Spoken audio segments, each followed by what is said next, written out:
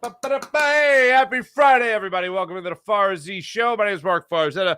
farzyshow is brought to you by Steven Singer of Steven Singer Jewelers. It's a Friday. It's a happy day. It's a new day. So all the negativity, all that jive that we have seen from the 76ers from game 2, all the bad vibes from the Phillies, blown a 5-run lead to get swept out of LA by the Dodgers, all that stuff, kick it to the curb.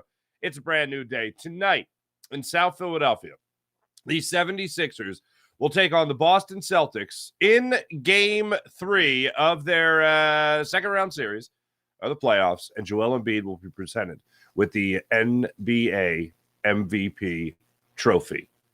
And after that, hopefully a party.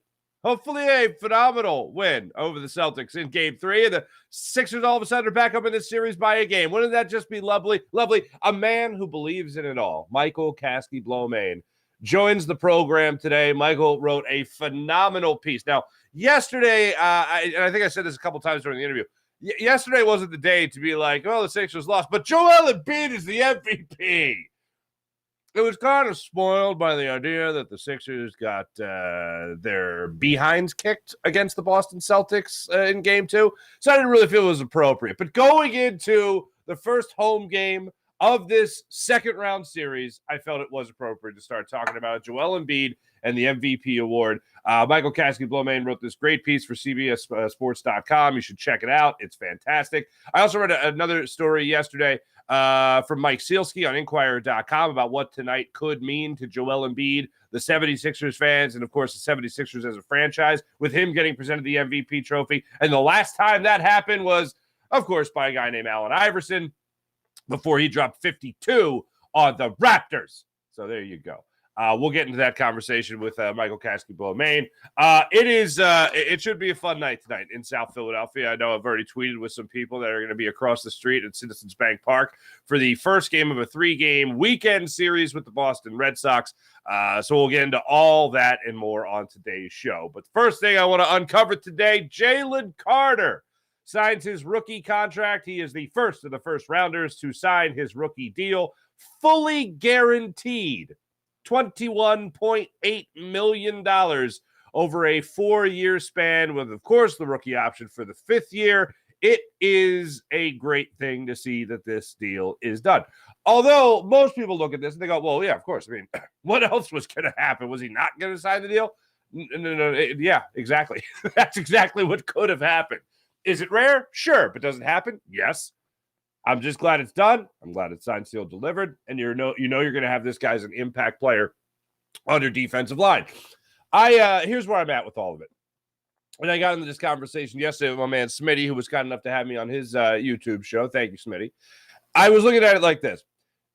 Not only is it just a positive to have this out of the way, and you don't have to worry about whether or not he is going to sign here in Philly, whether or not there's going to be any kind of holdout. Like, no, I should have been a top 5 pick. Why am I getting this money? Which is not crazy to think that it could happen. But you see Deron Payne get like $90 million. You see Javon Hargrave get like $88 million. You see now Dexter Lawrence getting like $90 million. So to think that the average annual salary, next to Fletcher Cox, of course, the average annual salary of your defensive tackle, a guy who I think is going to have a very productive year, is pretty nice. I think the average annual salary is going to be about $5.4 million a year, $5.3 million a year. Yeah, that's a nice thing when you look around the league, and especially you look at 2 DTs in your own division, and you go, oh, well, those guys are making like $180 million combined, and my guy's getting, all right, $21 million, not too shabby right there. So kudos to you, Howie Roseman. Now it's up to Jalen Carter to make everybody else look smart. Now, here's the thing. You might be saying, Mark, you're putting way too much pressure. All of a sudden, he's going to be a double-digit sack guy in his first year. I'm not asking him to be a double-digit sack guy in his first year, but I am asking him to have a very productive year. Because one of the things I don't think we can ignore, and one of the things that I think we should be embracing, and one of the reasons we should have a lot of confidence in Jalen Carter being an impact player in his rookie season, is how deep and how good this defensive line is. It's not just going to be about it's not like it's all of a sudden Jalen Carter's defensive line. I mean, if that happens, that's great because then you feel a lot better about Fletcher Cox not being around possibly next year. You feel a lot better about Brandon Graham if he moves on. You feel a lot better about the maturation process of a guy like Jordan Davis. It's all these guys working. Oh, and not to mention edge rushers like Josh Sweat or Hassan Reddick, whatever it might be right there. So the fact that this defensive line and this defensive front is so deep, it makes you feel a lot better about a guy being an impact player as a rookie. And not to mention the fact he's awesome. Like I don't have a lot of doubt that Jalen Carter's going to come in here and be that impact player. I don't have any doubt that in his rookie season, he is going to announce his presence with authority a lot more so. And I like Jordan Davis, but a lot more so than Jordan Davis did last year. I don't think the in shape thing is going to be a huge factor here. I don't think the learning curve is going to be as big. And we kind of knew what we were getting. Not kind of. We knew what we were getting with Jordan Davis. We knew we weren't getting a guy that was going to be out there for every single snap. We knew we were going to get a guy that was going to have a low percentage of snaps for his rookie season. I don't see that happening for a guy like Jalen Carter.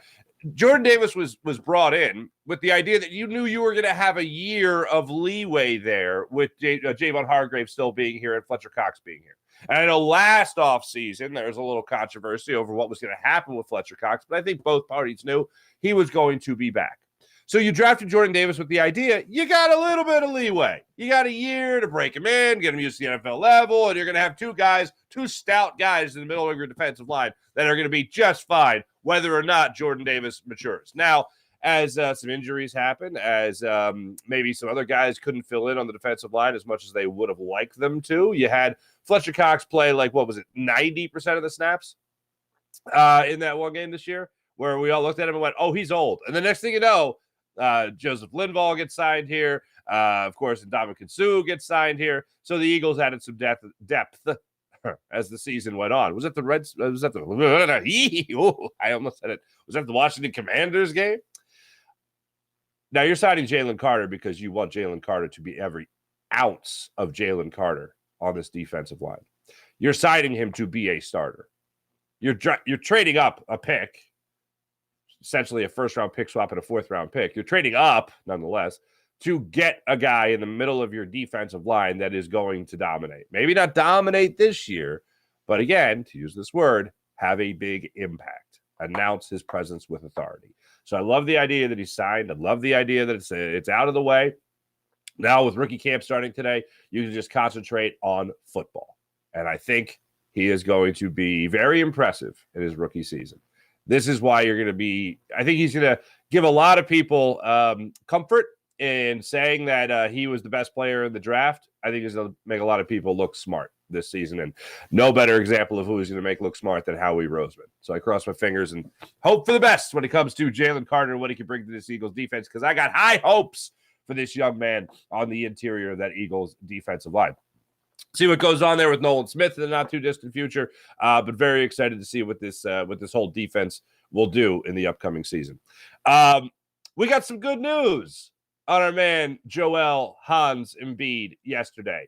Listening to Doc Rivers after practice, he talked about how Joel Embiid responded well after playing in Game 2.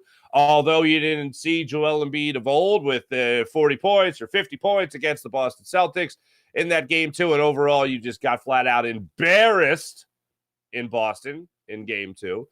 He said that Joel Embiid responded well. He said that the knee was feeling okay. He said that the swelling didn't increase, and he said that overall in the game, knocking the rust off, and we used that word certainly enough yesterday. But after that game, Joel Embiid felt good. He felt like he could explode to the basket as he had done previous to the injury. And Doc Rivers said that the response his body had after playing in that game was better than they anticipated. I want to be the most optimistic person I could be on this beautiful Friday morning. I want to think about this as being something that all you needed to do was get him on the court, have him run around for 20 to 30 minutes, and all of a sudden he'd come out in Game 3 and just be fine and dandy, hunky-dory, puppy dogs, and ice cream. I'll believe it when I see it. But one thing I always keep in mind with Joel Embiid and injury is what J.J. Redick had to say when J.J. Redick was playing for the 76ers. And it was shortly after, I think it was Joel Embiid's, one of his last tussles with, who the hell was it? Mitchell. And he hits the ground and he gets up and he's like limping, right? Donovan Mitchell. Joel Embiid gets up after a little tussle and he's like limping and he's trying to really, I don't know, ham it up, for lack of a better term. And J.J. Redick in his post-game interview, when they were asking, hey, did you talk to Joel? How do you feel? How's Joel doing? Is he okay? And J.J. Redick said, like, there was this exhale, this like sigh of like, oh my God, guys, seriously, you're gonna ask me about this? Like, it's Joel, he's fine. He called Joel Embiid the most dramatic player he's ever played with, okay? The guy, he likes a story. He likes to add a little art to the game of basketball. So whenever Joel Embiid is injured, I always think first, not that it's ever not serious, not that I don't take it seriously, but that thought is always in the back of my head. Now, this is a serious injury. It's not missing 5 months. It's not done for the playoffs. Obviously, he played in game 2 with it and then responded well, so hopefully you get a much better version of Joel Embiid tonight. But one of the things I do think about is that little quote from J.J. Redick. He's so dramatic.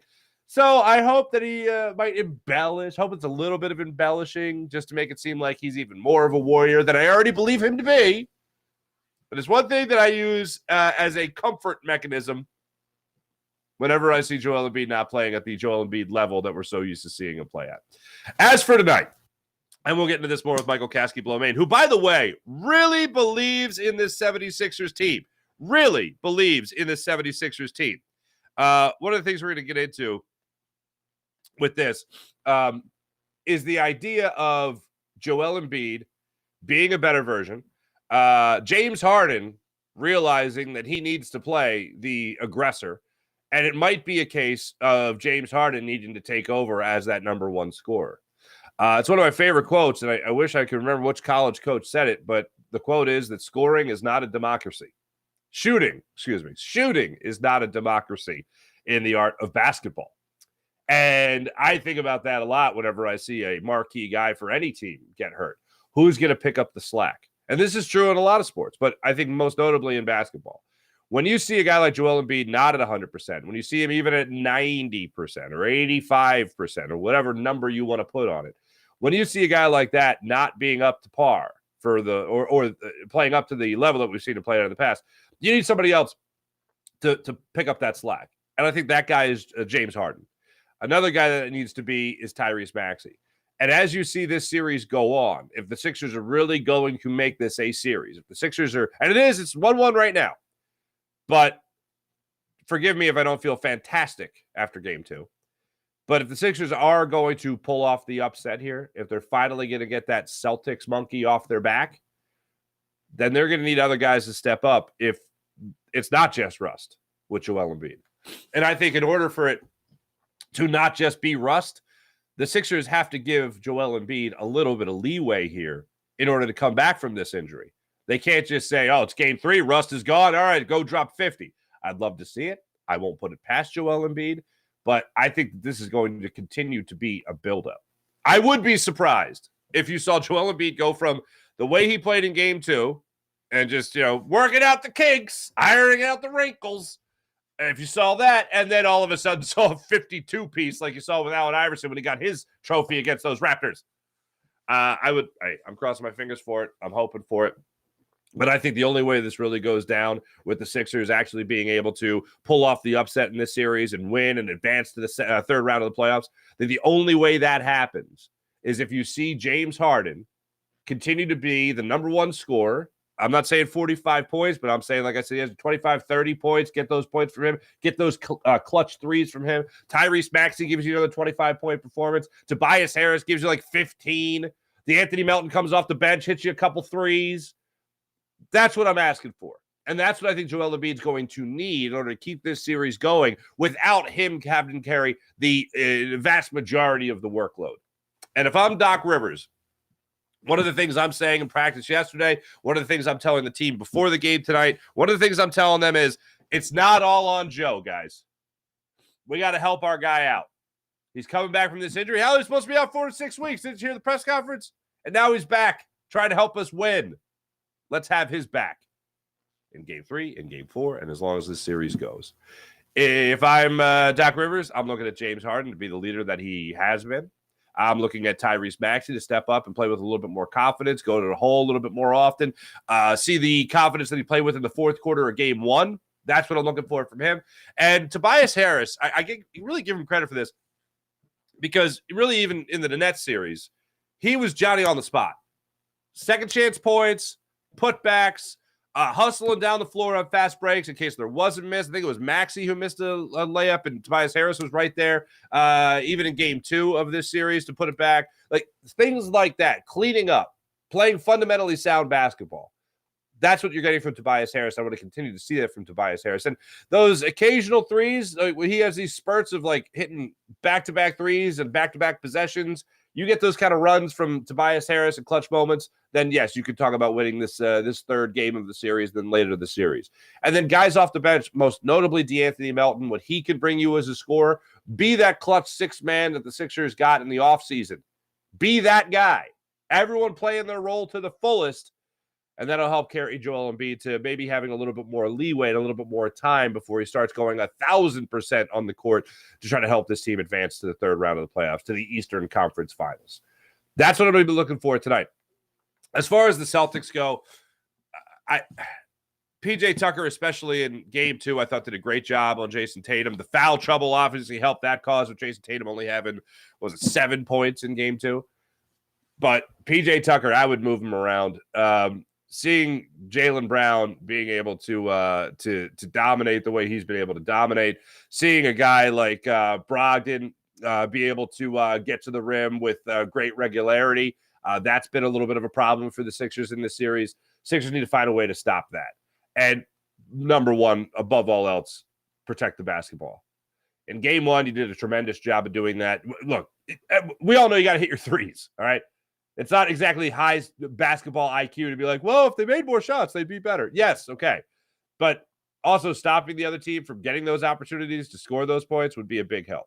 Sixers turnovers need to be well under control, similar to what they were in Game 2. And when they get the opportunity to get turnovers, in Game 1, and when you see their opportunity to get turnovers, they got to capitalize on them. That's going to be a big thing. It's almost going to be like an NFL level turnover ratio. That's how much I'm going to be paying attention to it in Game 3, because the Celtics are too good a team to give them multiple opportunities to beat you. If there's no other motivation than making it past the second round of the playoffs, finally, the other motivation is Joel Embiid at big parts of this season carried this team. This would be a good chance for the rest of the Sixers squad to return the favor. That's what I'd love to see tonight. And if what Doc Rivers is saying is 100% true after practice yesterday, saying how Joel Embiid responded so well from the workload he had in Game 2, they look to see if we can up that in this Game 3. If that's true, then maybe we will see a big leap from Joel Embiid tonight. If this is a new day, if this is a new Friday, and we're all getting excited for a busy weekend in Philadelphia sports, then let's hope that we do see a big bounce back from Joel Embiid in Game 3. I know I'll be crossing my fingers for it. One of the things that we get into here with Michael Kasky, again to show this story, is the return of Joel Embiid to, or rather the maturation process of Joel Embiid from Cameroon to NBA MVP.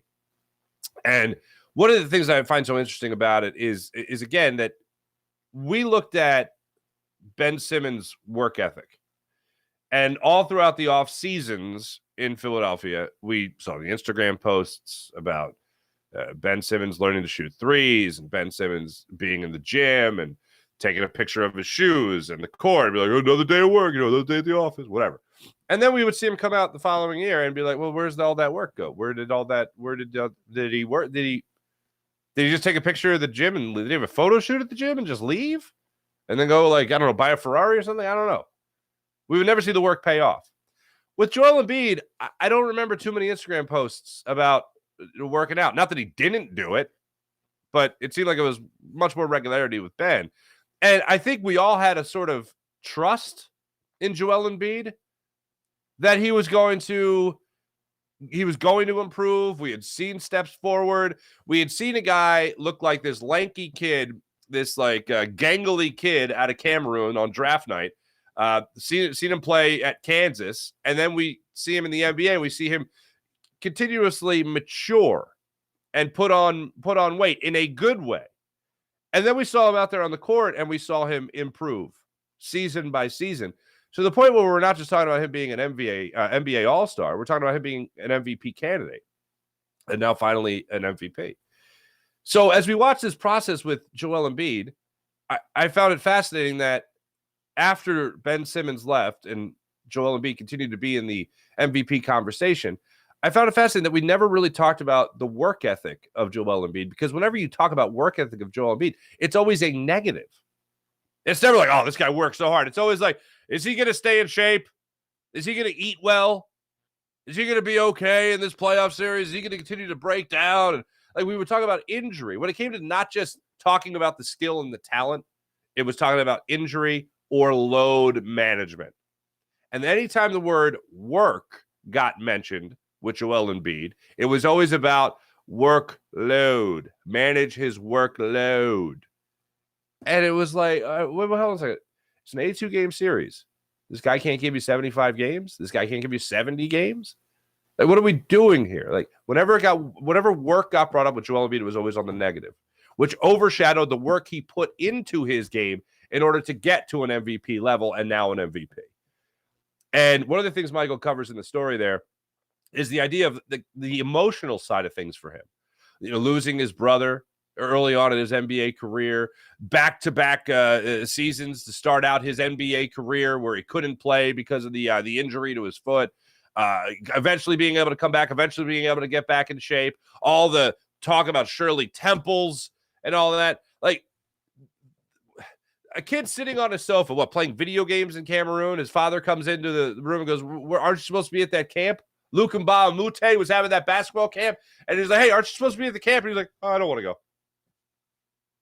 Get your ass off the sofa and go play basketball. And he went. He was, 15 when that happened? 16 when that happened? And now you're looking at a guy 29 years old. He is the MVP of the league. It's an amazing road, man. It's an amazing road. And how much more amazing would it be if you see him get past the second round of the playoffs and at least into an Eastern Conference Finals this year? I know I'm here for that. I know I'd love to see that. And I think you would too. Let me tell you about Steven Singer of Steven Singer Jewelers, the other corner of 8th and Walnut, right there on Jewelers Row. For over 40 years, Steven Singer has been in the love business in Philadelphia, helping people get engaged and fall in love. Steven Singer Jewelers, one place, one price, the perfect price, online at IHateStevenSinger.com. That's IHateStevenSinger.com.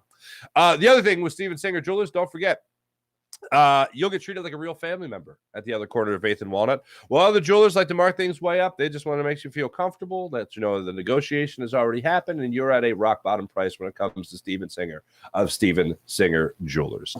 Without further ado, let's jump on the Rothman Orthopedics guest line and talk to our guest today, Michael Kasky-Blomain, all things Joel Embiid, the process, and the 76ers.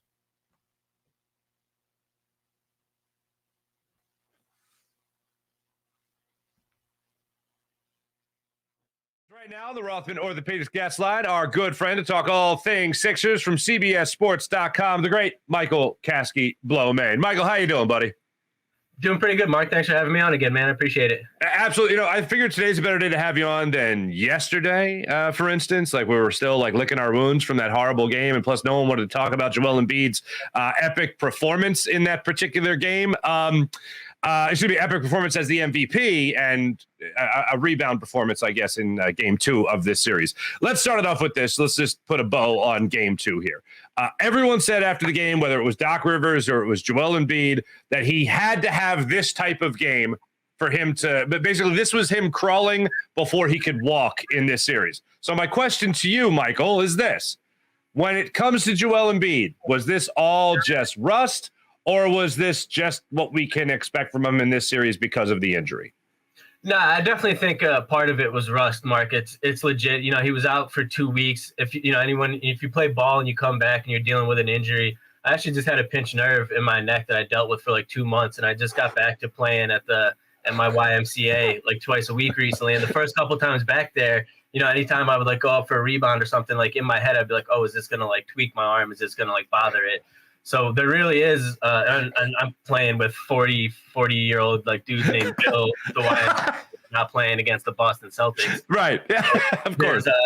Definitely, like, there's some things. I think there was like a feeling out period. Obviously, you could tell like him touching the knee a little bit. He's wearing that brace. I think there was just like him getting used to it a little bit, like there always is, especially not having played for a couple weeks.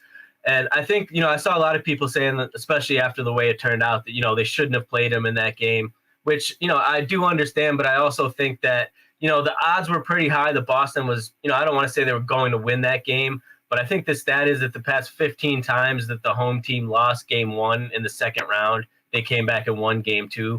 So, the odds of the Sixers coming back to Philly up 2-0 were pretty slim anyway. You knew Boston was going to come out super motivated, make a couple changes, like really not want to fall in that 0-2 hole. So I think getting Joel's rust game, for lack of a better word, out in that specific game is probably a better idea. Just now, I think moving forward in the series, he'll have that to build on. He'll feel like a little bit more comfortable. He'll know his limitations, or like, what he feels like he can do and feel comfortable doing. And then talking about tonight in Philly, game 3, he's going to get that MVP trophy in front of the home crowd. The home crowd's going to go nuts.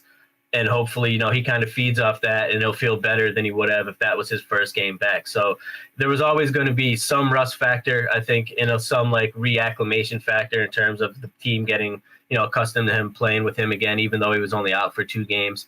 So, it was kind of like a perfect storm for Boston in that situation. You have to at least hope that he'll feel better and the team will look better moving forward. All right. So assuming the rust is knocked off, if Joel Embiid MVP, Joel Embiid is 100%, what do you think we're going to be seeing in this series for however long this series goes? I think a really close, hard-fought series, Mark. We had to make predictions over at CBS. I was literally the only one out of, I think we have eight people made predictions. I picked the Sixers in 7 games, contingent on the fact that Embiid is out there and not a shell of himself for like the bulk of the series. I looked really smart after game 1, a little bit less smart after game 2. So, I mean, moving for this, this series is not, I don't want to say a coin toss, but it's 2 teams that are, pretty well evenly matched talent-wise. You have the MVP. The Celtics probably have a little bit better of a roster top to bottom. I think, obviously, Joel's the best player in the series when he's himself, so that gives the Sixers an advantage. But, it's really going to come down to the other guys around Joel, I think, that we saw, James game 1 and James Harden with the 45 points. Tyrese Maxey had 26 points in that game. They both kind of came back to earth in game 2 when Joel was back out there. And I think they need to kind of find that balance where, Joel is going to get his and get his touches, but we still need to look to be aggressive and get our own, which is something that I didn't think James Harden did in game 2, which was a little disappointing after how impressive and aggressive he was in that first game. He came out and it was clear that he was like, all right, Joel's not out here. They need me to be aggressive. And he was right from the jump.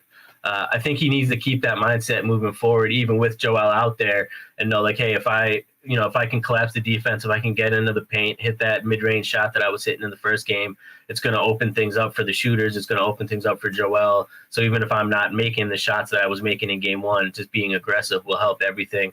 I'm going to stick with the Sixers in 7 pick. That it's out there, it's on the internet. Once it's on the internet, can't go back on it. So, I think Joel will be better than what we saw in game 2. I think I don't know if you remember, but the time when Iverson got the MVP trophy in front of the home fans in that 01 season, I think it was the Bucks. I think it was the Bucks. For some reason, the Bucks. Yeah, I think it was they beat the Raptors, then they beat the Bucks. I think that's how it went. Yeah, you're right. So.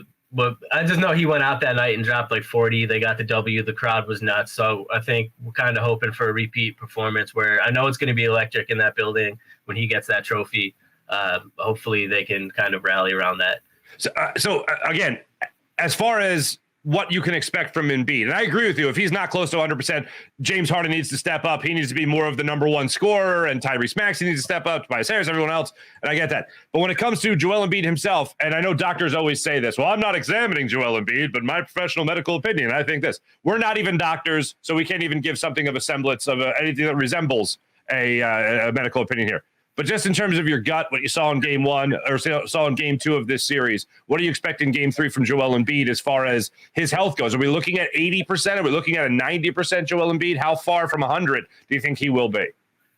Closer than I expected based off what we saw in game two. He played 27 minutes in that game, but obviously, he didn't play at all in the fourth quarter when it was completely out of range. So, assuming that was a closer game, he obviously would have played more, which would have put him up in maybe 32, 33, 34, 35 minutes. I thought he looked pretty good in terms of, his wind, getting up and down the floor, his lateral movements, especially you saw defensively in that first half, he had 5 blocks, and a lot of it was quick movements like around the rim and quick bursts up, which showed that he had the mobility. A lot of the rust was more, I thought, like his decision making and kind of being slow with the ball and like operating, but not like physical. He wasn't didn't seem to be like limited physically. To me, offensively, he had a real nice dunk on one of the possessions later in the second half. So I think he's, like we were talking about, he's going to get more comfortable as the series goes on, and we'll see, more him, I think, do more physical and feel better about it. But him playing as much as he did and looking as good as he did last night, I do think bodes well. I think he'll be playing mid to high 30s in the next couple games is my guess. And looking, I'm not going to say 100% because I do think there is a little bit of limitation and, bothering him with the brace. But, 85, 90% of Joel, which is, still pretty good, I would say. Mm-hmm. No, I would agree with you on that. As far as the Celtics go, they were talking about their head coach, Mazzulla, after the game was talking about, after game two, about adjustments. And no one was asking. He was a little perturbed that no one asked him about all the adjustments. Like, I'm the head coach. Look how brilliant I am. No one's going to ask me. Did you notice any adjustments strategy-wise that the Celtics did in game two versus game one? The main thing I noticed, well, one thing, obviously, it's a different game completely when you have Joel in there. It's not like comparing apples to apples. Like if the Sixers had ran it back and James Harden came out and he was the main focal point and they held him to like 10 points, it's a little bit different when Joel, the game plan's different. I did notice what they did with Joel was try not to double team him a lot and tried to let, whatever the defender on him, which sometimes it was Marcus Smart, Grant Williams, sometimes Horford, Robert Williams, they threw a lot of different guys at him. But they tried not to double, too frequently and allow other dudes to stay home on the rest of the Sixers perimeter guys, which didn't give the Sixers a lot of opportunities from long range. I thought it limited their open looks. Throughout the season, obviously Joel saw double and triple teams consistently, which, just left all the other guys open for looks, and that just didn't happen.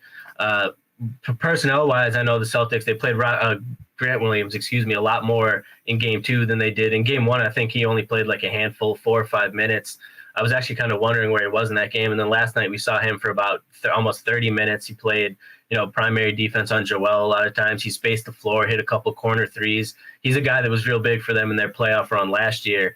And I think he could be kind of an X factor for them in this series moving forward. He's kind of somewhat like their version of a PJ Tucker, not in terms of the intensity, but in terms of he's an undersized guy that can defend guys bigger than him and then space the floor for you on offense. So I thought that was a big adjustment that they made. And then otherwise, they just made shots, man. Like they made a lot of shots. They doubled the Sixers up from beyond the arc, which was a complete flip of the script from game one. I think that was probably the biggest adjustment. Mazzulla said going into that game that he wanted to see the Celtics shoot more threes than they did in game one.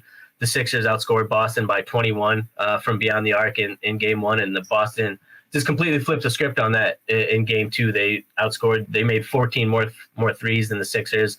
If my math is correct, I think that comes out to 42 points. So after being outscored by 21 from long range in game one, they outscored the Sixers by 42 from long range in game two. And to me, that's basically, there's other things you could point to, but that pretty much tells the story of the series so far. The Sixers dominated from long range in game one, got the dub.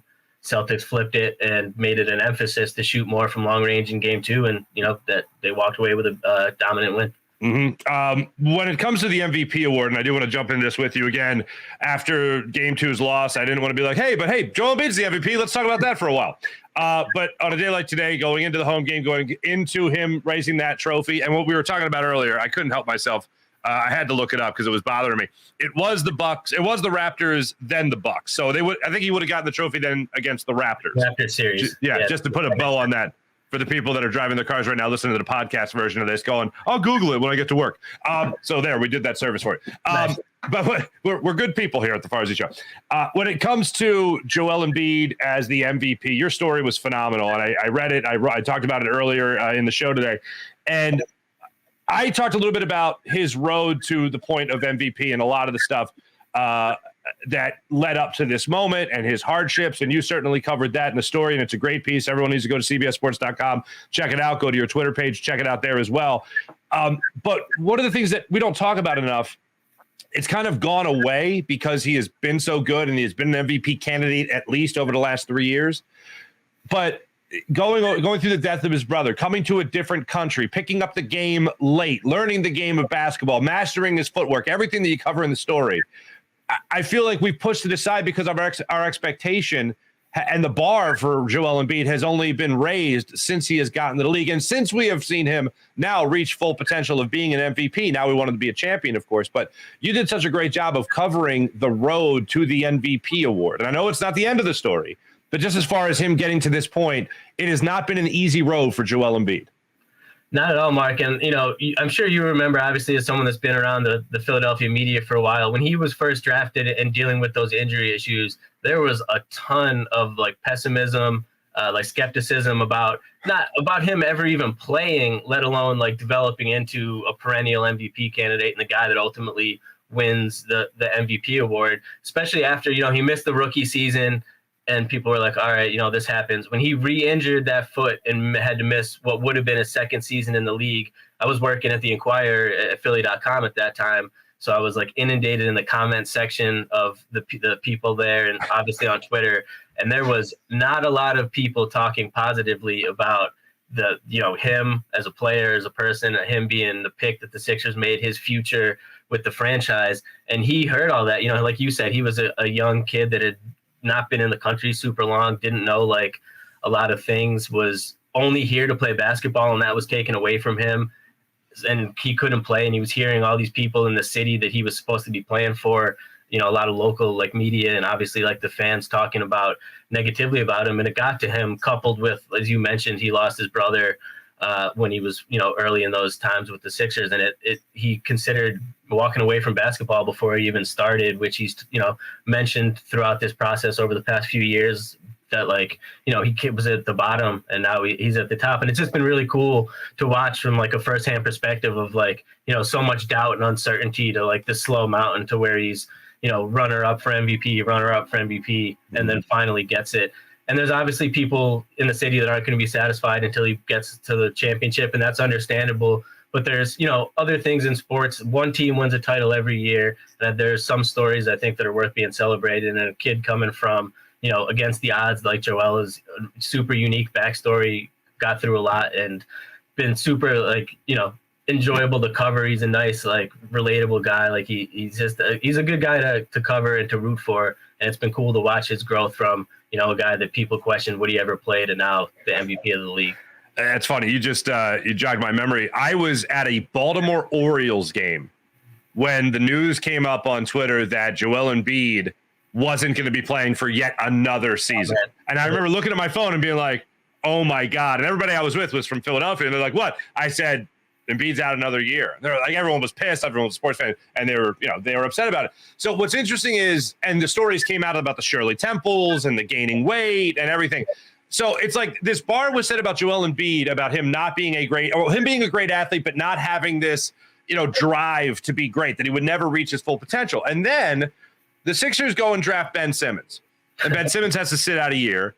And Ben Simmons, for whatever reason, maybe it was because we didn't see him improve. It was while we were so distracted at the lack of improvement from Ben Simmons, and maybe we had rage in our eyes and couldn't see just how good Joel Embiid was becoming because of hard work, because of getting in shape, because of becoming a father at the same time, too. I almost wonder, was the Ben Simmons thing and the lack of improvement a distraction to how good Embiid was becoming? Do you think any of that is tied in? Yeah, there's definitely part of it, Mark. But I also think a part of it is people just, media people in the city and people with platforms not wanting to be wrong. And a lot of people were so vocal about Joel and the process being a sham and bad for the NBA. And, people are entitled to their opinions. But I think people wanted to, and still to this day, we're so vocal about that and want that opinion to be right that they'd almost rather to see Joel fail and the Sixers fail so that they don't have to, potentially admit that, hey, maybe the process wasn't a failure. Maybe it was worth waiting for Joel and all these things. So I do think that's part of it. And Joel himself deserves obviously a ton of credit because there was some merit to some of the things that were said about him early in his career. Not all of it was fair, but some of it, he didn't keep himself in the best shape, and maybe he didn't have the best eating habits and things like that of that nature. But to his credit, he listened to the right people about it, and he did it over a process. Not to use the word process. Understood. Over a few years, like you started to see steps of it, and then when 3 years ago when Doc came and he was the runner-up for that MVP the first year, you're like, wow, he's really gotten better in shape and things like that. Took another step with it last year, another step with it this year, and I think it's coupled with his growth off the court, like you said, being a father, being more mature that way, and just growing up. And I think his maturity has helped him, obviously, like on the court and just overall as a person, for sure. I haven't played this clip yet on the show. Again, I was waiting for a day like today, and I know you saw it, and it's fantastic. There's one part of the press conference that I burst out laughing, and I'm going to play it for right now for you and for everybody else. Joel Embiid during his, acceptance speech, the post, the interview. What do you call it? The press conference after it was announced he won the MVP award. Here he is talking about the long road to this point. Went through a lot, whether it's the burner accounts, my guy Sam Hinkie, getting kicked out. And there's a lot that has happened that we had to go through. And I think the fans are a big part of it, always been supportive. And like I said yesterday, this is it's not just, for me, my teammates, the whole organization, the fans, everybody played a big part of it. He went burner accounts with Brian Colangelo there. I was not expecting that Michael Kasky blow, man. Yeah, I don't know. Joel's pretty petty, and I know that's something. That whole situation, like he didn't say much about it publicly, but he was tight with Sam Hinkie. Sam Hinkie put a lot of faith in him, obviously, as the guy that drafted him. So the way he was pushed out, I know rubbed Joel wrong. And then the fact that his replacement was this guy that was secretly tweeting all this negative stuff about Joel and the team. Joel has cracked jokes about that on several occasions. It's something he doesn't hold it against the organization, but it's safe to say that he still does not like Brian Colangelo and will use any opportunity he's given like that to sneak in a shot. I thought it was pretty it was classic Joel in that moment. And I thought it was pretty fitting for his MVP speech to fit that in there like that. I agree wholeheartedly. The other thing, and just to unpack that for one more second, because it does apply because you're playing Jason Tatum in this series. I don't know where you're at on it, but I number one comes before what? Number three? What was Tatum taking, second or third? I can't remember. Yeah, but Tatum was third. Yeah. So they make the deal, they make the switch. The Eagles make the trade, or the Eagles. Geez, I'm still in draft mode here. But the Sixers make the trade with the Celtics, and they move up to number one. They take Markelle Fultz, and people say, "Well, Tatum was never available." And to that, especially after the burner account situation, I'm like, "Yeah," because Brian Colangelo was such a stand-up guy, like he would never go back on his word. So, are you in the school of yes, Tatum was available, or no, he was never available? I mean, if you trade up and you get the first pick, anyone's available. I don't know. Thank you. I don't know what sort of backdoor deals or whatever was made that they agreed upon, but if you have the first pick, you have the first pick. And the way I look at it. Yeah, and I don't know if we'll ever find the exact true story of like what, behind the scenes, what was agreed upon. If it was like, this deal is contingent on you not taking Jason Tatum and that's in writing. And if you take him, violates the deal. Unless something like that existed, which I've never really heard of in the league. Yeah. It's fair. It's fair ground. Yeah, and you know what? Danny Ainge probably told him that, but Brian Colangelo couldn't hear him over his collars. Come on! All right, so. Up on his ears. Exactly. All right, Michael. As far as tonight goes, Game 3. Can I have confidence the Sixers will pull this one out and hopefully go a 7? Because the only way I see them winning is if they go 7 games here. So I'll agree with you on that. But can I have some confidence in a win tonight? Yeah, I think so, Mark. I mean, I think if you told anyone that coming out of Boston, you leave with a split, I think most people would be happy. Obviously, the way they lost Game 2 was a little bit jarring and left kind of like a bad taste in your mouth. But if that was just like a 10-point loss that wasn't like a huge blowout and you're like, all right, you leave Boston with a split, come back to Philly. Now 3 of the next 5 games, if it goes the distance, are at the Wells Fargo Center. you have the edge. And we were talking about he's getting the MVP trophy in front of the fans. I think the place would already be nuts. Obviously, that will add another level to it. Sixers have been great at home all year. I think they ride that, and hopefully you're able to pull it out. His name is Michael Kasky-Blomain. Make sure you guys are following him for all things Sixers, all things NBA from CBSSports.com. Does a phenomenal job with them. And yes, he does in fact stay hydrated. Last question, Michael, what basketball court is that? Is that Miami? Where is that? Off the beach in Fort Lauderdale. Oh. My buddy got married down there a few years ago, and we were just happened to be around there. And I was like, yo, this is a really cool basketball court just on the beach.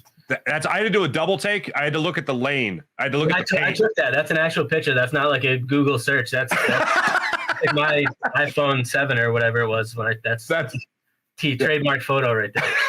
That's right. All right. Was it non-fungible? Anyway, no, I had to look at the lane. I had to look at the paint because I was like, is this international? Was he like in Croatia? Like it's that rubberized concrete. You know what I mean? Like it had like a little bouncy to it. They have the double rims though, which is tough. Did you play a couple of games, a couple of 40-year-olds named Bill on that court? No, but I did play some horse and I won. Ooh, that a fella. I didn't want to sweat. You don't want to get too hot when you're already hot, but I mean, you don't want to be sweating like too much. So just a casual horse. You got a wedding to go to. Come on now. Yeah. Michael, great catching up with you as always. Check out everything Michael Kasky-Blomain on Twitter, as well as, of course, CBSSports.com. Thanks, Michael. Thanks for having me on, man. Appreciate it. Absolutely.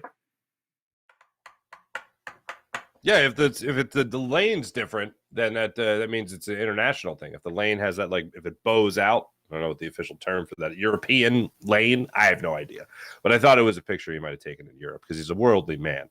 Michael Kasky-Blomain is. Thank you, Michael Kasky-Blomain, and happy birthday, bud. I went to make sure I had his proper Twitter profile thing again, and it came up like the balloons on Twitter. You still get balloons. You don't get blue check marks, but you get blue balloons on your birthday. If you go onto somebody's account, it's birthday today. Cinco de Mayo. Happy birthday, brother. So yeah, make sure you guys tweet him, hit him up on Instagram. Happy birthday there, Michael KB. Let me tell you about the great people at Manscaped. Manscaped.com. Go to manscaped.com. Use promo code Farzy for 20% off and free shipping at manscaped.com. You'll love their Platinum Package 4.0. Oh, boy, is it fantastic. It is just fantastic. It includes their Weed Whacker ear and nose hair trimmer, as well as their Lawnmower 4.0 trimmer. And they come with skin-safe technology that helps you reduce the risk of nicks so you can manscape with confidence and comfort. So check out Manscaped at manscaped.com. How about Freestone Farm CBD? FreestoneFarmCBD.com. Ooh, that tropical tasting Bayox. Oof, it just hits different, as the kids say. You'll love it. The tropical tasting Bayox clocks in at a chart-topping 24.1%, and Super CBD, which is half Hindu, Kush, and 21%. Genetics for these guys are off the charts. So try Freestone Farm CBD at FreestoneFarmCBD.com. How about the amazing people at PHL Sports Nation, Philadelphia Sports Nation, enhancing your Philadelphia sports fan experience across all social media and blogs. That's PHLSportsNation.com. Let's get to the chat check and see how you beautiful people are doing on this fine morning. Starting off on the Farzy Show page.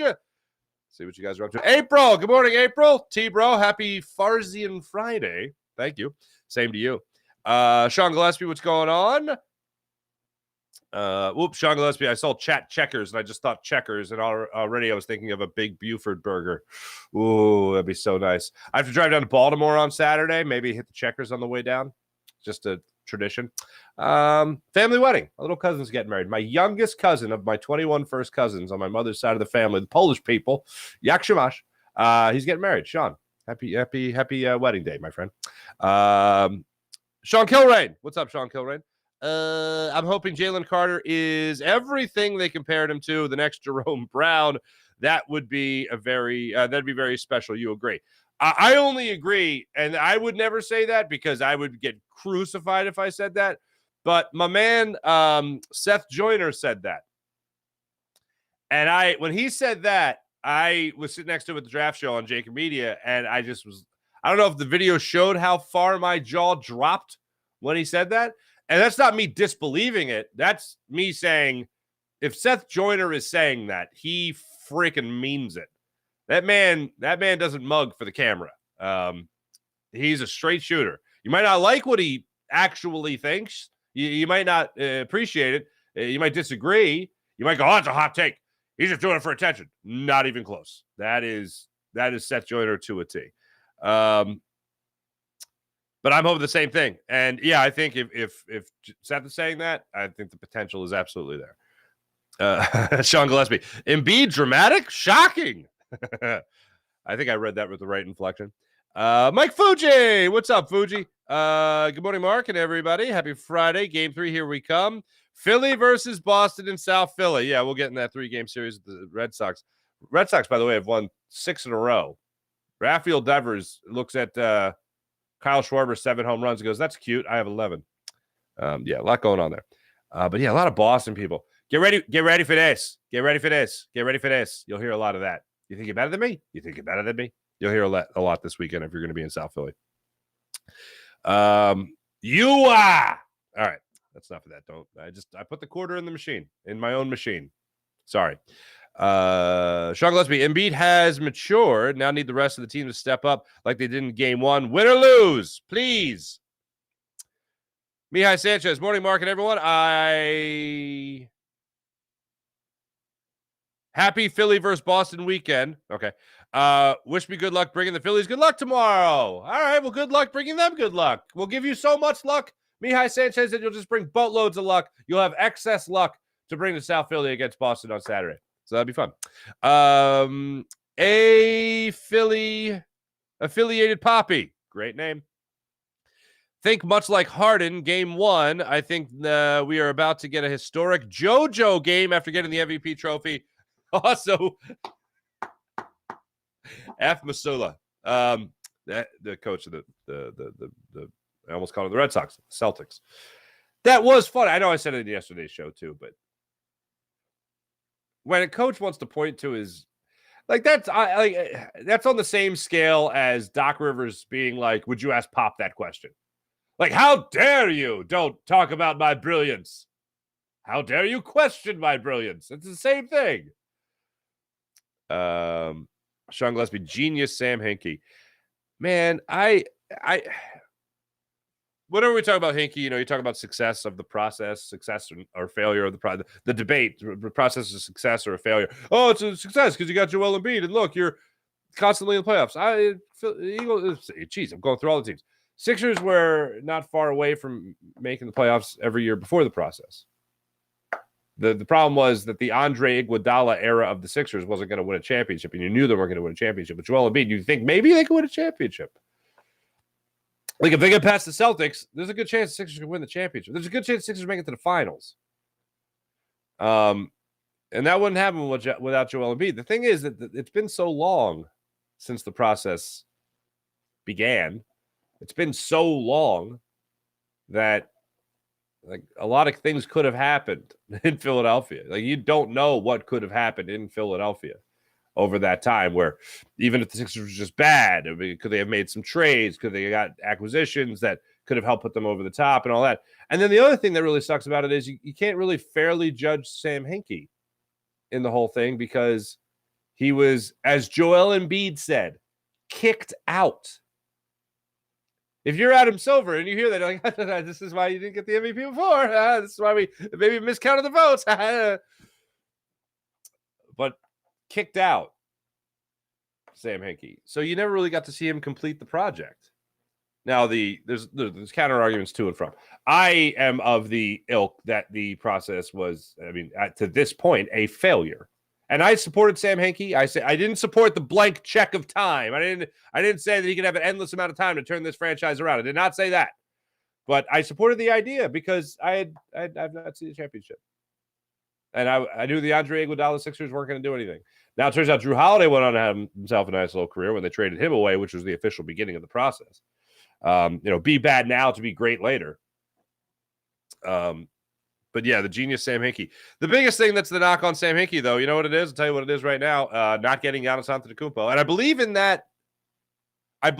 that draft. Like, people say, oh, everyone passed on Giannis. Well, I think the Sixers that year, was it Nerlens? The year of Nerlens? The Sixers were the only team to get 2 picks in the first 13 selections. They walked away with Nerlens, and they walked away with Michael Carter-Williams. How about that for a name? So yeah, if Sam Hinkie was so brilliant, how come he didn't get Giannis Antetokounmpo? Huh? How about that, Scooter? Anyway, let me see what else we got here. Jeff, what's going on? Winner of Game 3 wins the series, but if Sixers lose bad tonight, like Game 2, I hate to say it, but get out the brooms for a sweep by Boston with 4 straight wins in a 5-game series. So it's a drop Game 1, then a sweep. What would you call that? Dustbuster? I don't know. Seth was proven right about our Eagles defensive coordinator, unfortunately. Sean Gillespie, you're right. Just A. I see PJ Tucker hitting a wide open corner 3. That's what I like to hear. Embiid, Sean Kilroy saying, Embiid, my guy, Sam Hinkie, getting kicked out. Gotta love the burner accounts. It is fantastic. What else we got? 4133, the podcast. That's my man Smitty. What's going on? Thanks again for having me on. Sean Gillespie, you double chat checking son of a gun. Over on this one, too. Sixers fans at the same time were tired of the process of losing bad management during Embiid's early years. Very frustrating time for the Sixers. This is going to bother me if I don't do it right now, so I'm just gonna do it right now. I'm just gonna do it right now. I'm pretty sure in that draft, because it's like you look up these things every once in a while, and you're like, oh yeah, no, that's right. So just to do that before I just throw it out there, 2013, Giannis was the 15th overall pick in that draft. Sixers got Michael Carter-Williams at 11, and then I believe they later made a trade with the Pelicans to get Nerlens Noel. So literally, the Sixers in that draft were the only team to get 2 players in the top 15, and neither one of them was Giannis Antetokounmpo. Come on! Oh, everybody passed on Giannis. Yeah, did they do it twice? That's my knock. That's all I'm saying. And I like Sam Hinkie. I wish Sam Hinkie had a little bit more time. But then when I think about that, I think of the dark recesses of my mind. I was like, would Sam Hinkie have traded Joel Embiid for more assets? The man wanted, as I like to refer to it, a blank check of time. So there you go. Thanks everybody in the chat. You guys are great as per usual. Phillies, Red Sox tonight in South Philadelphia. So that game will be going on simultaneously. The game starts at 7:05 tonight. Chris Sale, the lefty, will be on the hill for Boston. He comes into the game 2-2 on the season with a 6.75 ERA. Good God, Chris Sale. Zach Wheeler gets the start for the Phils. See what Zach Wheeler has got going on here. Taking a look real quick at Chris Sale's numbers. He's coming off one of his best starts of the season, however, lowering that ERA. He did allow 5 runs in 2 of his last 4 starts. He allowed 5 runs against the Orioles in a 5-4 loss. Orioles actually having themselves a nice little season. And he got beat up by the Rays a little bit. 5 runs in 4 innings of work. And, who hasn't been beat up on the Rays this season, I guess? Zach Wheeler will get the start for the Phillies. Zach Wheeler comes into this ball game 3-1 on the season with a 3.86 ERA. Zach Wheeler's last start for the Phils, definitely his best start of the season. 6 scoreless innings against the Houston Astros, where he exercised some demons out there. Thanks for watching. Thanks for listening. This has been the Farzy Show on the Jacob Media YouTube channel and Farzy Show YouTube channel. Jim Hyden produced the program, did a wonderful job. Bonus me today. Catch me on Fox 29 coming up at 7:45 this morning. Have a great weekend, everybody. I'll be back with you guys also tonight following this first game of the 3-game series against the Boston Red Sox for the Jacob Media Phillies post-game show. Hopefully we're talking about a win as well. Have a great day, everybody. Have a great weekend. Talk to you guys tonight and talk to you again on Monday. See ya.